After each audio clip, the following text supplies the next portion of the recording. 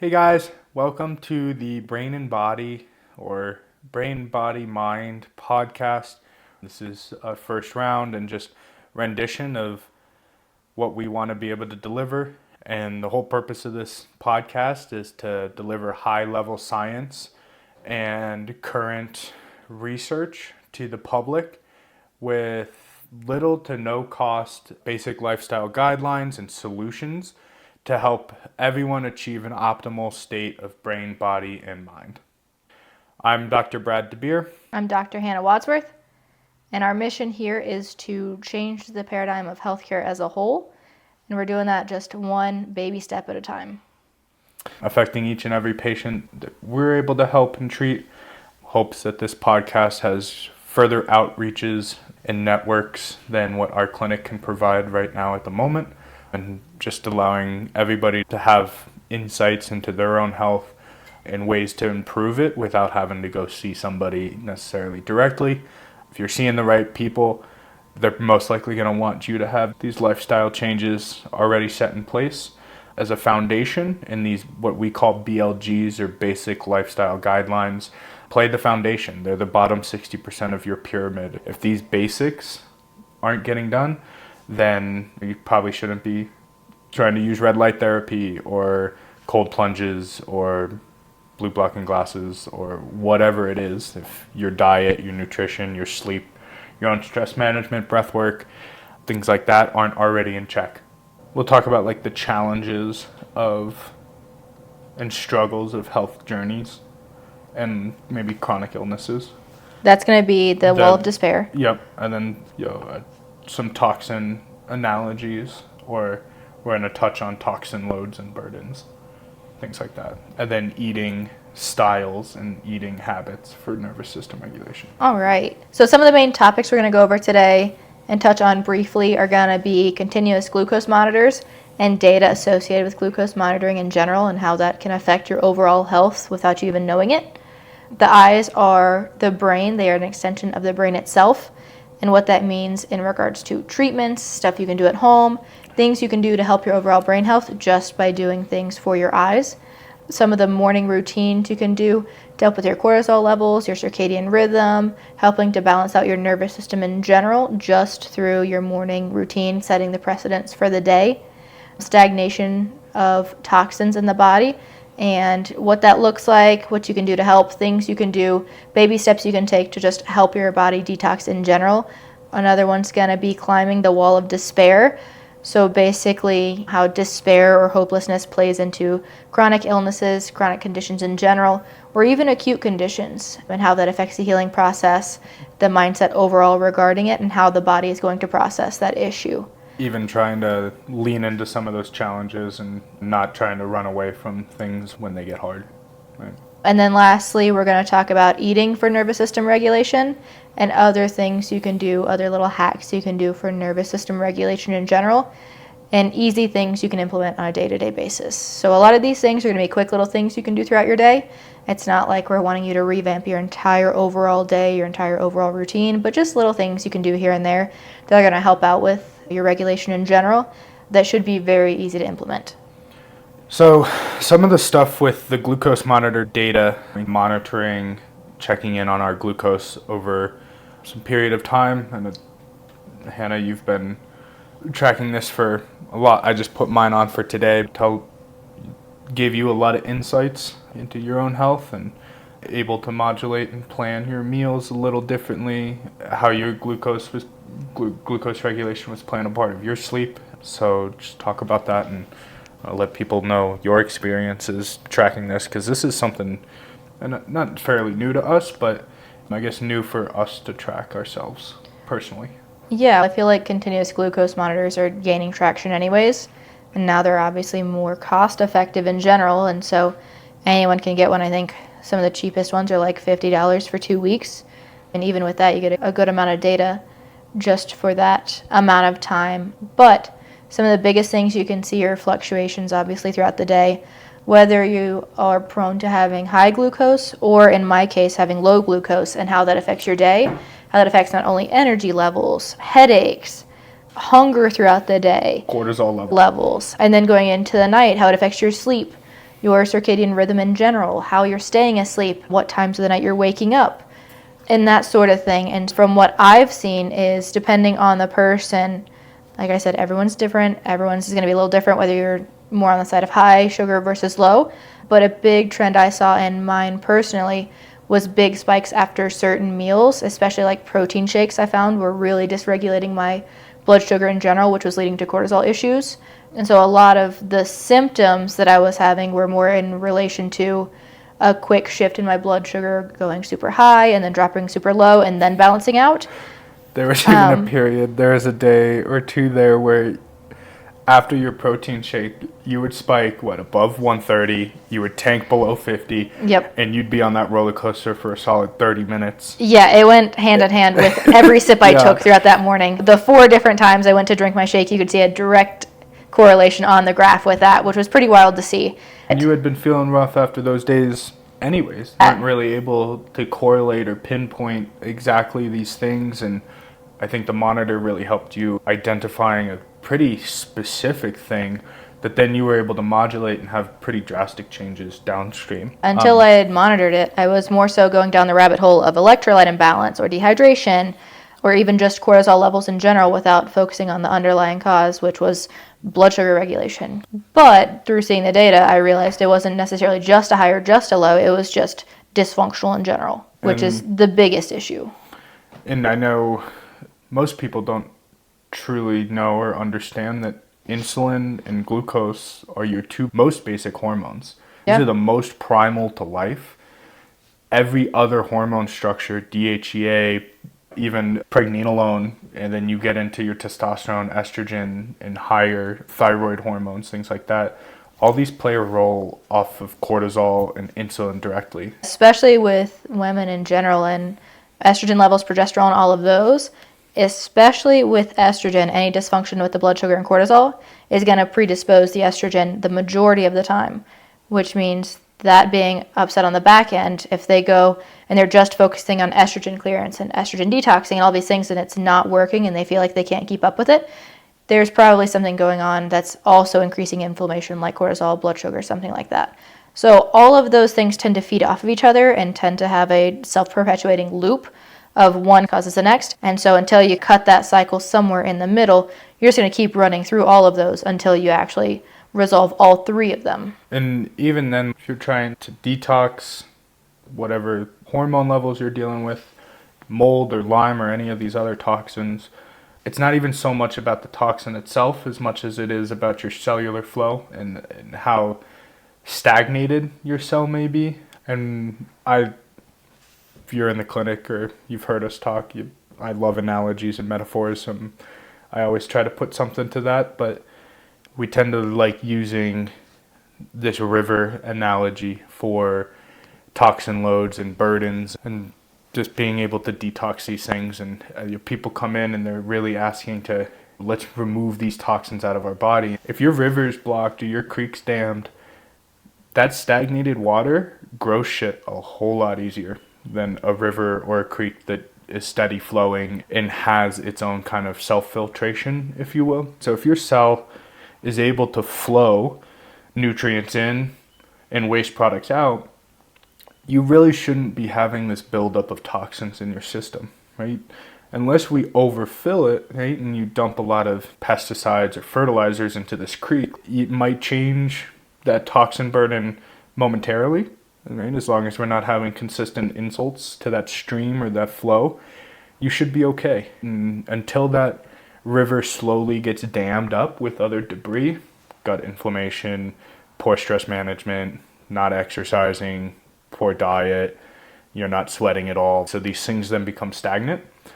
And that's when we see these toxins then really take hold of people's lives and have a pretty drastic and severe negative effect. And really the best way of starting this is finding these ways to get the flow moving again and open up this dam before we start throwing other chemicals, really supplements, IVs, all these things into this stagnated, dense water that's already loaded with toxins, right? More chemicals isn't going to clean that water, right? You got to get it flowing we can do those things to help mitigate and remove and help the health of the system in that process. But removing the dam is really the key ingredient there. And we see that a lot with our patients, and I'm sure a lot of people are dealing with something similar, whether that's starting off with a glucose monitor to check your baseline hormones and then going up from there, and adding in these things to help the flow state are going to really help toxin burdens and possible hormone dysregulation. I feel like one of the easiest things you can do for that and making sure toxins are flowing out, getting eliminated, is helping phase 3 of detox in general, which is elimination. And so are you going to the bathroom regularly and consistently? And are you sweating consistently? A lot of times, especially out here, when it's cold in these winter months, people aren't really sweating. Even if you're going to the gym, it's pretty chilly in there. And so with that, that's automatically removing one portion of your elimination phase. So at that point, if you aren't going to the bathroom regularly either, then both of those are an issue, and you're going to have a toxic buildup, which is going to affect stuff further up the chain. So no matter how much you're supplementing, how much you're doing binders or any kind of detox supplements, anything like that, if you aren't getting that back end phase 3 working, you're never going to flush all of those out, and you're just going to keep feeling worse and worse. Yep. And some of those main things that we suggest are pretty difficult to do in removing gluten, dairy, sugars, and processed foods to really help free up some of that dam and get those things moving again. But if you're having a constant insult, it's going to be hard to really clean that water and get it moving. Yeah, I agree. Sauna. And even with some of this detoxing, most people don't go to the bathroom 2 times a day. Most people don't even have the fiber in their diet to do so. A lot of people don't even go once a day. And some people don't, and majority of people aren't even hydrating enough that they should be either. The recommendations are an ounce per pound of body weight. Just to put that in perspective, that's 64 ounces in a half a gallon. There is not a person, an adult, that should be drinking anything less than a gallon a day, minimum. I don't know many people that do that. Even people in the health field, hell, I don't drink enough water in a day. There's days I might be lucky to get 64 ounces in. But being on top of that stuff is really going to help, and we know how difficult it goes. I mean, it's not easy stuff, but... Again, that's one of those easy things that just adding that in, if you aren't doing, that's a quick and easy fix that you can add in just to see how that helps with whatever you have going on. And before you start supplements, are you getting hydrated? Are you eating enough calories? Because that's another one. A big factor we see is most people, women especially, are not eating enough calories. And so we do a lot of metabolic testing in the clinic to see what input is versus output. And a lot of people aren't getting enough active calories in a day. A lot of people are getting significantly under and wondering why they're fatigued, why they're holding on to body weight, why their cortisol levels are going up, all of these things. It's because your body is consistently in a stress state. If it's in a stress state all the time, you're in a calorie deficit all the time, you're not going to have the extra energy to heal properly, to detox properly, to do anything above and beyond just the daily basics of essentially living. Can't even begin to tell you how many females still think you should be eating less than 2,000 calories a day. And maybe they do, right? But we take a breath analysis test to test your resting metabolic state.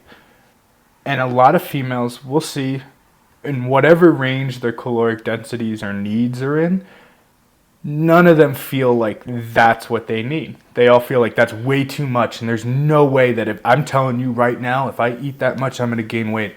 Okay, do it. A couple weeks go by and they're actually losing weight, right? So like calories in, calories out is an old phrase, and there's a lot of other factors that go into that, but if you break it down, boil it to the basics, if you're spending a lot in the budget, we need to be replenishing that too, right? And if you're not, and like you said, we start getting into this hunger stress state, you need to refeed to be able to satisfy your body and your brain and your mind's needs in order to feel optimized and full of energy and being able to regulate your nervous system and your hormones and heal your gut and get over these sicknesses and perform at your best. That can also feed into waking up in the middle of the night. It may not be that you're waking up hungry, but it may be that you're waking up because you're having a dip in blood sugar, so then your body is pushing out cortisol to wake you up in order to bring that blood sugar back up. And so that's going to be one of those times where you just wake up randomly in the middle of the night and you're like, I don't know why I woke up.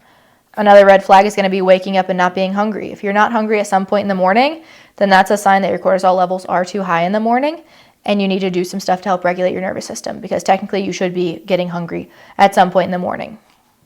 I guess we can roll right into the AM routine with that too. Might as well. Again, oftentimes in the mornings, we want a big cortisol spike in the mornings, right? You don't want a cortisol spike at 2, 3, or 4, which is where we get that caffeine restriction windows from. But this notion that caffeine in the morning negatively impacts your cortisol level is not real.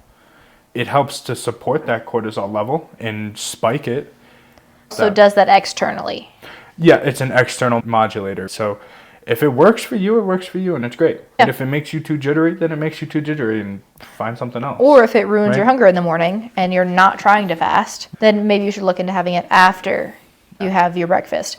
You'll wake up in the morning, do your little routine, brush your teeth, shout, whatever it is.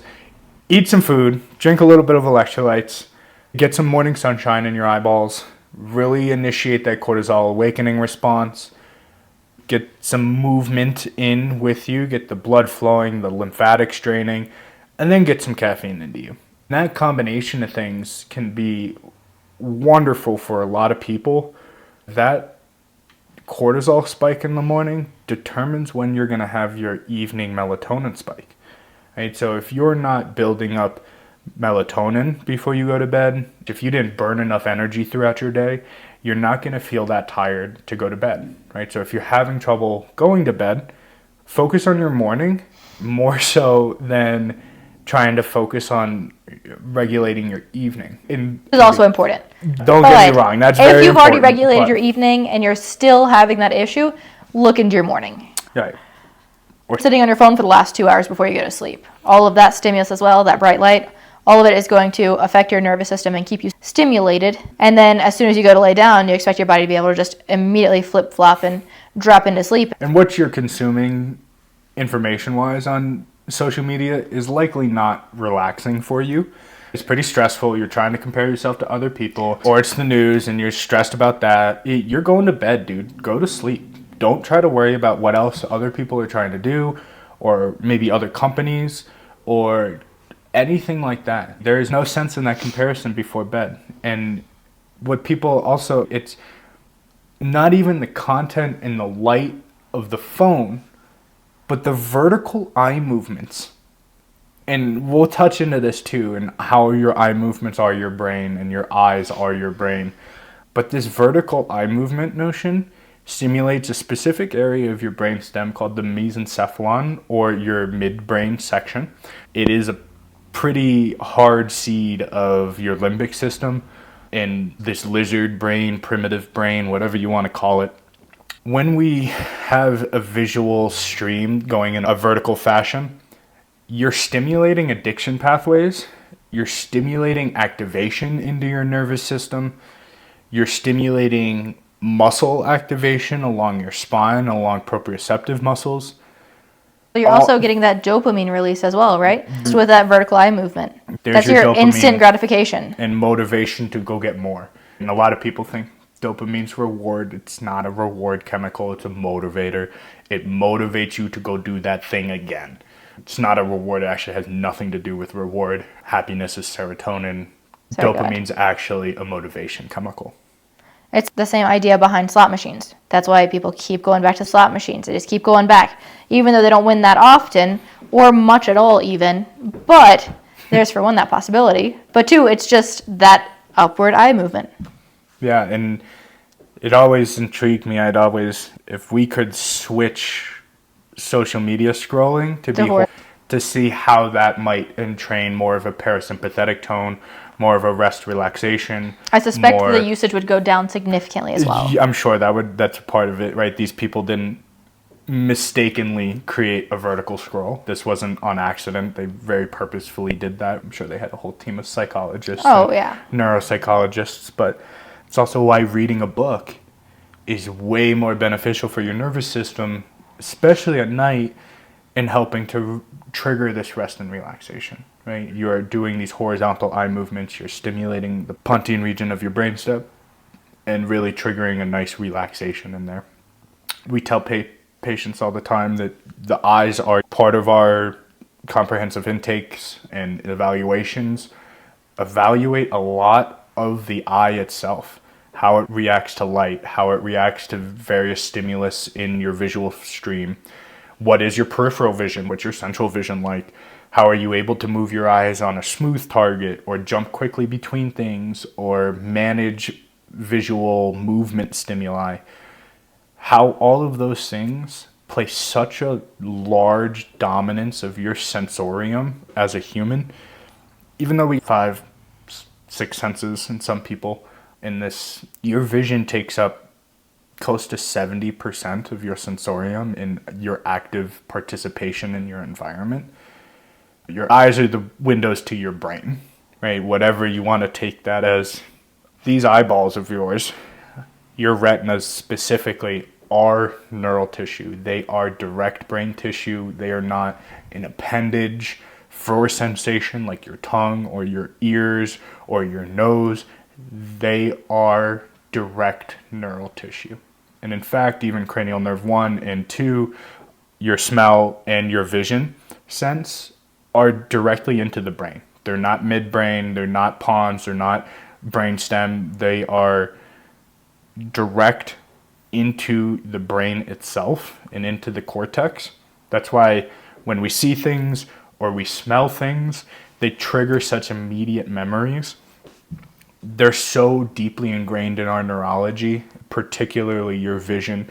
Your smell is a cranial nerve. It is not necessarily the same embryological tissue that your brain developed from, but your retinas are, and how we see. It is pretty interesting, even if you were to, in babies, neonatals particularly, if they have an eye issue and if they sew up that eye to close it down, it's got to be a pretty quick reopening, or that baby may never use that right eye again. The brain is so highly plastic in those infantile stages that if we cut off that sense, it'll start using that brain real estate for something totally different. It'll assume that right eye or whatever eye that we sew together is not important anymore, and those neural pathways won't connect. Which sounds morbid, but that also just shows how neuroplastic the brain is in general and how it can learn so quickly. It's getting used to the fact that, hey, that eye doesn't work, so let's not waste that space. Let's use that for something new, which I think is so cool, and such a big thing that we focus on with neuroplasticity in general, is that different areas of the brain can learn different things. They can compensate and take over for other areas, and that's a big thing with brain healing in general. Yeah, and it all comes back to the eyes. And it's just how we move them plays big roles in brain energy. And if we're blowing through that brain energy budget, we might not have enough to help our mental health.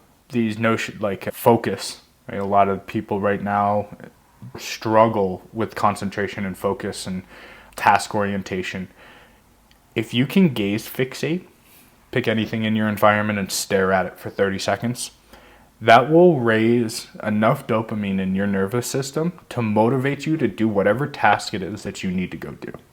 So visual focus for as little as 30 seconds can really spike up your motivation to do other tasks. So if you're really dreading sending that email or starting this project, or cleaning the house or doing the laundry, stare at something for 30 seconds and then go do that thing. And you'll find it'll be a whole lot easier and a way less friction state to go start that thing.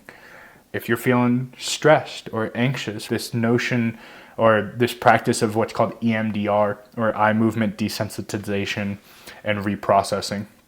Yeah, I think I got that right. These are your horizontal eye movements, and that's stimulating pons, and that's helping to transfer emotion or experiences into memories that we can reflect upon. That's why it's so good for PTSD.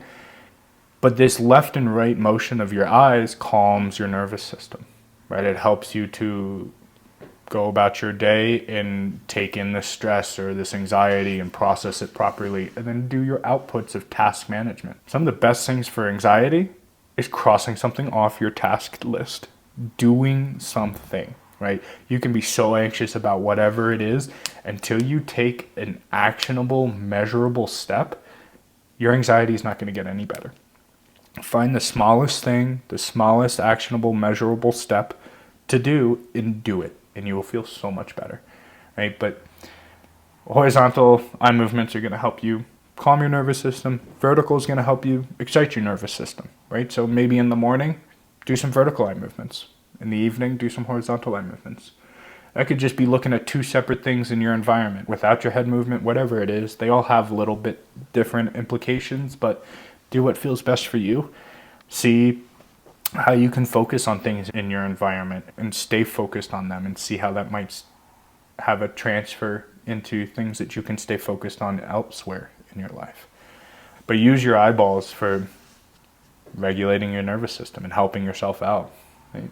Another part, meditation, as much as it might be beneficial for centering your thoughts, I think the biggest benefit of it comes from being eyes closed, from having 70% of your sensorium being shut off is going to allow you and your mind to really wander, right? If you can control that wandering, there comes that nice duality of shutting down sensations and then controlling where your mind might go with that extra time and extra space to think about other things, right? Doing things, taking a break, closing your eyes, letting our mind wander can do a lot of really good to regulate nervous system as well. So yeah, going off of that, other ways to regulate the nervous system, that's a small portion, an easy additive to help regulate your nervous system is eye movements. But there's a lot of other things you can do throughout the day that are going to be a lot easier for regulating your nervous system and just kickstarting that process in general. In general, I really like slowing down throughout the day as an overarching theme, trying to consciously be more present in all the activities of your day, whether that's washing the dishes, doing the laundry, you go to walk the dog, you are driving to work. Any of those things you're doing, just do them intentionally and do them with your full focus. Do them slower. So while you're walking the dog, don't sit scrolling on your phone the entire time. Really focus on what you're doing, your environment in general. You can throw in some eye movements while you're doing it, but just walk slower whenever you're doing the dishes. Same deal, just be present for it, even though it's not the most fun thing. But be present for it and just do it a little slower. Everything you're doing throughout your day doesn't have to be in a rush. If you finish it, you still have the rest of the day to get everything done you have to do.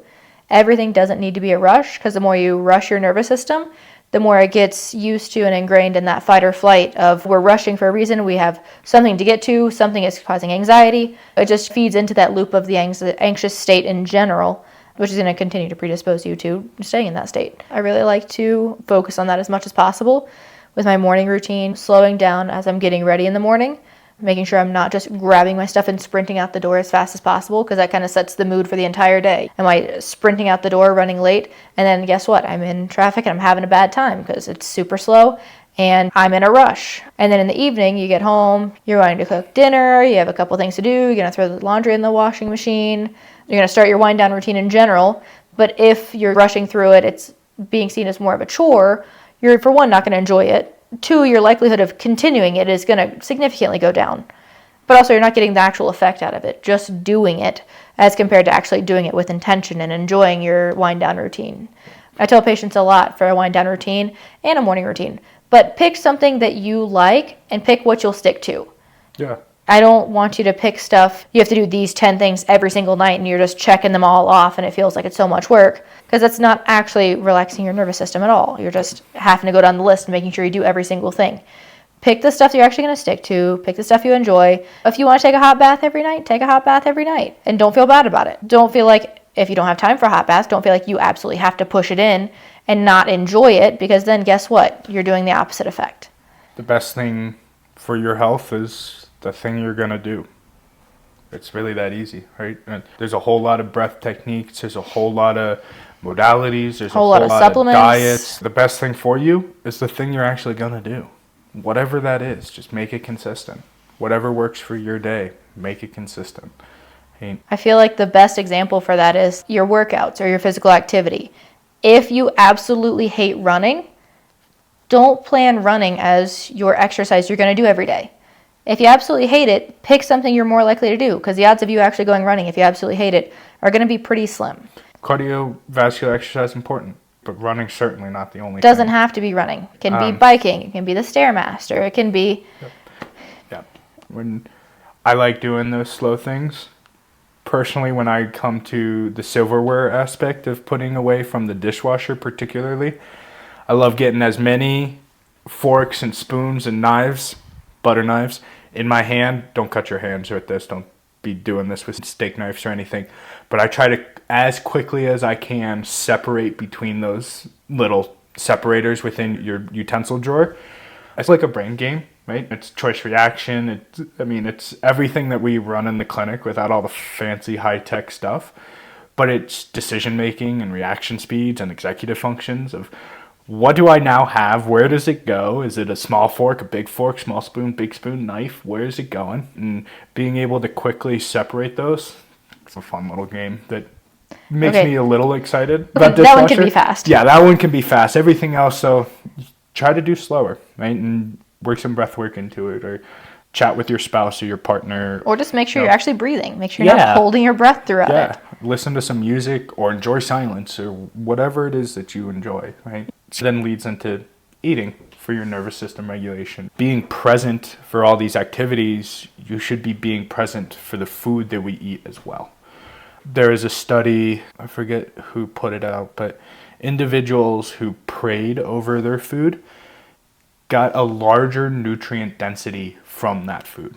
It's crazy to think about. I don't really think that it has anything to do with religion or spirituality as much as the actual prayer itself. Yeah, as much as it has to do with the presence of being there and being grateful for the food that you're eating. And being more intentional with it. The people that you're around, being intentional with how we eat. I would love to see what the comparison group was, though. Is the comparison to people that are sitting down with their phone in hand, just plopping down on the couch, or they're watching TV, absolutely distracted while they're eating. But if you sit there and you actually enjoy your donut, it's going to taste so good, and you'll likely only need one. You won't eat the whole dozen of them, right? You won't feel sick afterwards, and you likely won't want to have it tomorrow. So if you're trying to break these habits, right? One particular case, our MD, Dr. Gordon, had a patient years ago who always had to have his McMuffin in the morning. This man would drive to McDonald's, eat his 2 McMuffins on his drive to work, stressed, in traffic, probably late, right? All I want you to do differently is just pull over. As soon as you get your stuff, just pull into a parking spot and eat your McMuffins. That's it. Just sit there and eat them. When you're done, you can back out and get back on your way. Week went by. Guy was like, I can't eat another McMuffin, I don't know, ever. He ended up eating half of the last one that he ever ate and threw it away because he's like, I absolutely can't do this anymore. And Dr. Gordon didn't recommend him not eat that. He just recommended to be with it, to intentionally eat this thing. So if you're mindlessly eating and you're finding these things that, like, I always need my ice cream at night, I always need that bag of potato chips, if I always need this thing, that's fine. Sit and enjoy it. That can even go into if you're an alcoholic or if you're a smoker and you're like, I just can't quit, or I can't quit hitting the vape or using a Zyn or whatever it is. If that's something you want to stop doing it mindlessly while you're doing other things, stop and enjoy your thing. You might not enjoy it for much longer. It's a bad thing. If it's a good thing, you'll continue to enjoy it and have a great time with it. But I think that also feeds into guilt-related eating or guilt after eating. A lot of people we see that are trying to change their diet, they're trying to do all these changes. If they do slip up, they slip up and have a few drinks. They slip up and have multiple desserts, or they're having a dessert every night, whatever it is. And then they come back and they're like, listen, I just can't stop having it. I feel so guilty after it. Stop feeling guilty about it and actually enjoy it. Yep. If it's something that you're in the moment, you're like, I really want that ice cream, I'm gonna eat the ice cream. If you've committed to eating the ice cream, sit down and actually enjoy it. actually like savor it the entire time, because for one, you're going to eat less of it. You're not going to eat the entire carton in one sitting. You're going to eat significantly less, and that's also not going to negatively impact you from an anxiety state either. Because waking up the next morning and feeling so guilty because you had 2 drinks at dinner, did you actually sit and enjoy them, or did you just chug them while you were sitting there, or stress the entire time thinking, oh, I shouldn't be having this? Because then you're not enjoying it anyways, so why do you even bother? If you're going to do it, then enjoy it. And that's where we get into the message of don't let trying to be perfect stop you from being decent. Yeah. It's why we preach the 80-20 principle, not just in the foods that we eat, but in everything else. 80% of the time, we want you to try to practice these best health practices. 20% of the time, do what you like. You got to live too. Right? If 80% of the time you're gluten-free, dairy-free, sugar-free, processed food-free, 20% of the time, eat whatever you want. Go have a pizza. Go have some beer. Go hammer a carton of ice cream. Yep. It's going to keep you motivated to maintain that 80-20. In our opinion, that is the most reliable, long-term, the most appropriate dietary nutrient measurement, if you will. All these fad diets and carnivore or keto or Mediterranean or whole food, whatever it might be, is fine, right? If you're on detoxing, you've heard of low FODMAP, you've heard of all of those things, like you're probably terrified of nightshades, you're probably terrified of oxalates in your spinach, right? But 80% of the time, eat healthy. 20% of the time, splurge. Do whatever you like, right? And some of these, I guess that's most foundational for this new eating and nervous system health is don't stress about the foods that you're eating. Just enjoy them, right? That's step 1. Yeah. Step 2, take a walk around your meals sometime. Yeah. Maybe before you eat, after you eat. Help this glucose regulation, right? Comes back to our glucose insulin and the implications for that, how that might regulate your nervous system. Another easy thing you can do to help just digestion in general, if you feel like you're having issues, any variety of issues, but the order in which you eat your meal also can affect your digestion as a whole. From what we've seen, what we've read is if you start with, correct me if I'm wrong on this, but if you start with eating your vegetables first, you're going to get that fiber in, that's going to slow down digestion, that's going to ramp up stomach acid, enzymes in general for digestive enzymes. Next, if you eat your proteins, that's going to be the slowest to digest. And so with that, you have your protein, enzymes, lipase. Those are going to help. Those are going to start breaking down those because they've already been stimulated. And then if you have your carbohydrates last in your meal, your starches last, then those are going to be the ones coming through at the end. You're already going to have all your digestive enzymes, all of your stomach acid is going to be appropriate.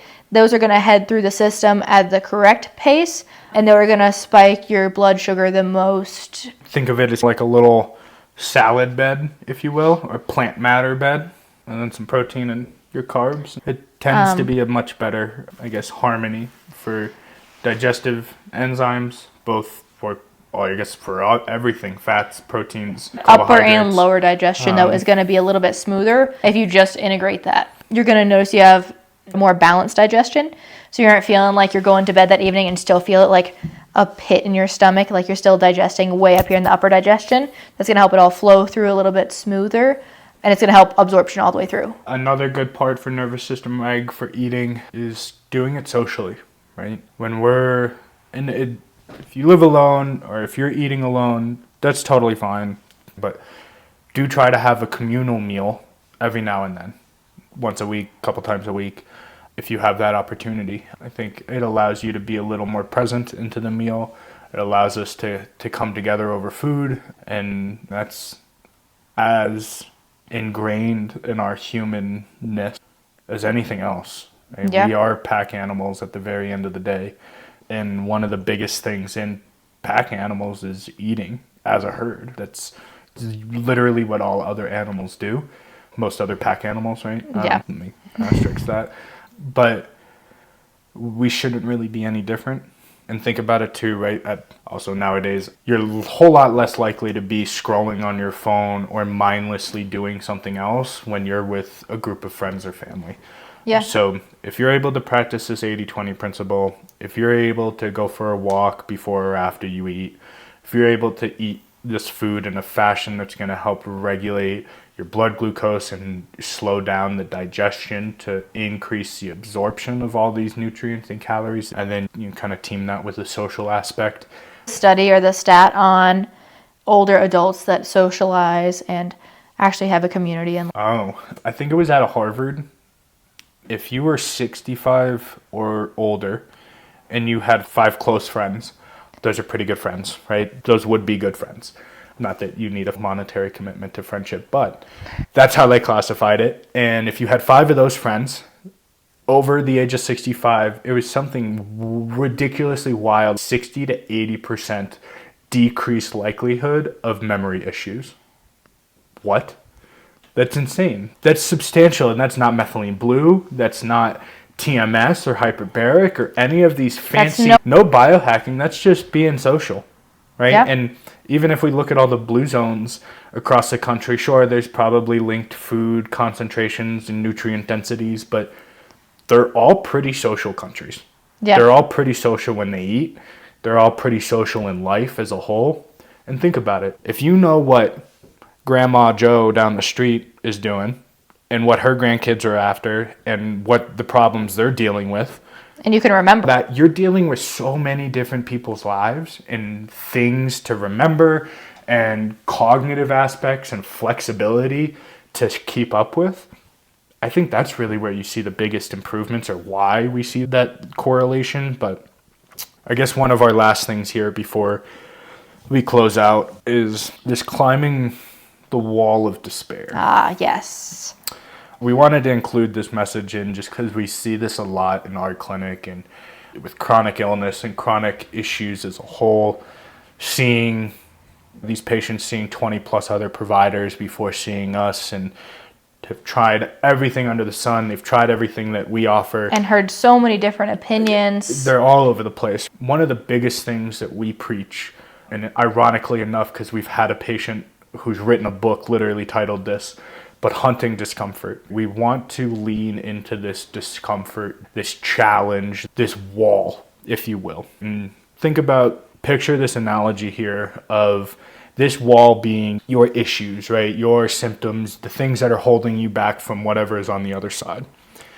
If you go these years or this time bumping against this wall and never actually climbing it, you're going to always feel like it's so hard, right? You're going to have these moments where I just can't do this. Wall's too tall. It's too hard. How am I going to climb this? Just hopelessness in general. Yeah, and that wall might be effort in working out or sweating or challenging yourself in a way that might produce symptoms, right? It might provoke some of your symptoms, right? But we have to get over that wall in order for you to feel better.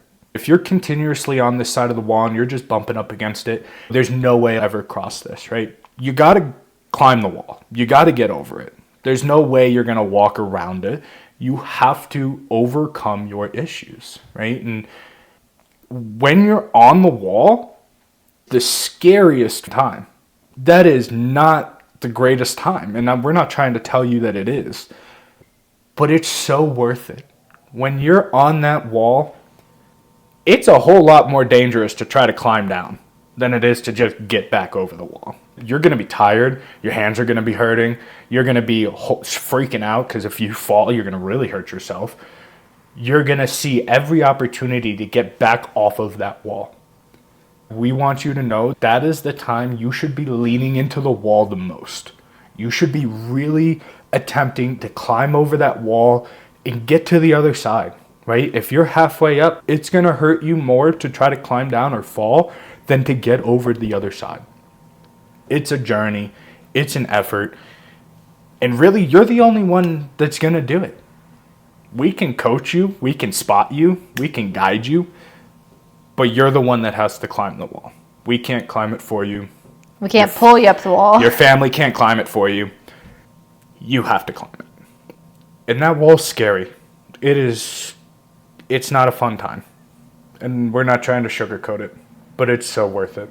If you've been dealing with issues, if you've been dealing with your symptoms, If you feel like you've been bumping up against this wall and you want to take some action and you want to climb that wall, we're here to be your cheerleaders. We're here to be your guides. It's a whole lot easier, still not easy, with a team or with a support group, with people behind you cheering you on, with people on the other side that have already climbed that wall like us, that are teaching you and coaching you and telling you how to do it. Right? That wall is so worth it. It is ever glooming. Right? There is going to be more acute or an immediate severity of issues while on that wall. But they're shorter lived. Right? You can push through it, maybe have a little higher intensity issues for a shorter duration and then be done with it and walk away from the wall and never see it again. Yeah.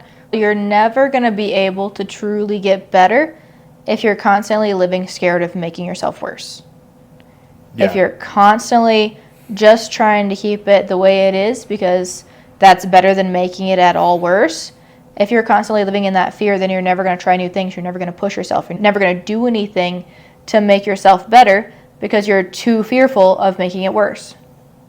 Beautifully said. Yeah. I think that's all we had for this first episode, trying to bring high-level science and current literature and research at little to no cost effectiveness to maintain these basic lifestyle guidelines, to set these things in place to optimize your life through your brain, your body, and your mind. And if you have any suggestions for names of this podcast or anything like that, let us know. If you have any topics that you want us to cover, let us know in the future. Thank you so much for joining. Again, we're here to help change the paradigm of healthcare, and we need you to help do it. Optimize your state, your brain, body, mind. Because we still can't decide on that. So if you have any ideas for a name, we'd love to hear that. But it's got to be cool or edgy or suggestive, but not fully descriptive. Don't just give us like Axon. The Axon podcast. Yeah, we don't want that. If you also have any ideas for topics or there's anything you want to hear about or anything that pertains to you specifically, let us know. Drop it in the comments. Let us know if there's something you really want to hear about. You really would love to hear our take on it. Let us know. We'd love to chat about it, love to dive a little bit deeper into it, and hopefully answer those questions for you. Yeah. So we are in the business of changing the paradigm of healthcare. That's our goal. That's our life's mission, if you will. And we can't do that on our own.